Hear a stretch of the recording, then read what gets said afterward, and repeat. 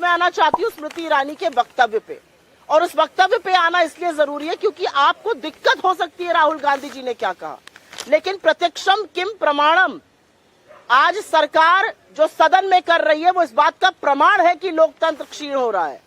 आप चुने हुए सांसद का एक वक्तव्य है, उसमें से 18 चीजें एक्सपंज कर देते हैं क्योंकि मोदी और अडानी का नाम साथ में है। ये लोकतंत्र को कमजोर करना नहीं है।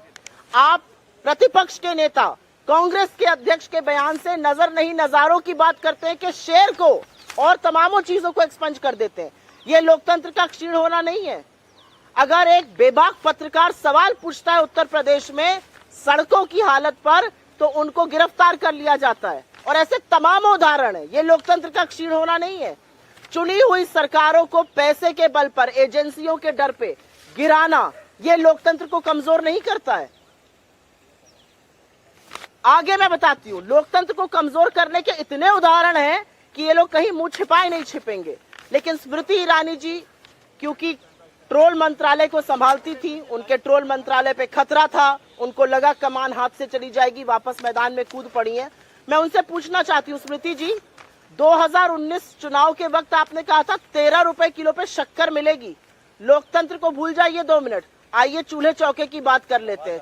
13 रुपए की शक्कर देने का वादा किया था, 45 पर शक्कर मिल रही है। 400 रुपए के सिलेंडर पर बड़ा प्रदर्शन करती थी आप, आज वो सिलेंडर 1200 पर है। महिला सशक्तिकरण की बात करती थी, आप ही के एमएलए का लड़का एक लड़की का यौन शोषण करता है और उसकी हत्या कर देता है उत्तराखंड में, लीपापोती आपकी सरकार करती है, आप चुप रहती हैं। आपका विधायक दोषी पाया जाता है रेप का, आप चुप रहती हैं। आपके नेताओं के ऊपर यौन शोषण के आरोप रखते हैं, आप चुप रहती हैं। तो ये सिलेक्टिव आउटरीच जो स्मृति ईरानी का है वो सर्वथा गलत है। और मैं एक बात जरूर बोलना चाहती हूँ, उन्होंने एक शब्द बोला, टुकड़े टुकड़े गैंग। इस देश का पहला टुकड़ा टुकड़ा गैंग तो सावरकर जी थे, और उन्हीं के लोग आज उसको लेकर चल रहे हैं। इस देश के 2 टुकड़े कराकर जिन्ना के साथ मिलकर सावरकर का काम था, और पाकिस्तान और हिंदुस्तान का बंटवारा।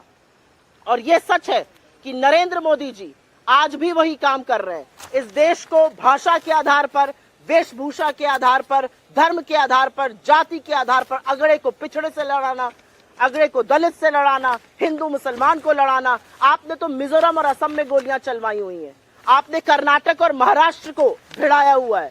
अगर ये टुकड़े टुकड़े गैंग नहीं तो असली टुकड़े टुकड़े गैंग के सदस्य और सरगना तो खुद रूलिंग एस्टैब्लिशमेंट और प्रधानमंत्री मोदी उसके लीडर है।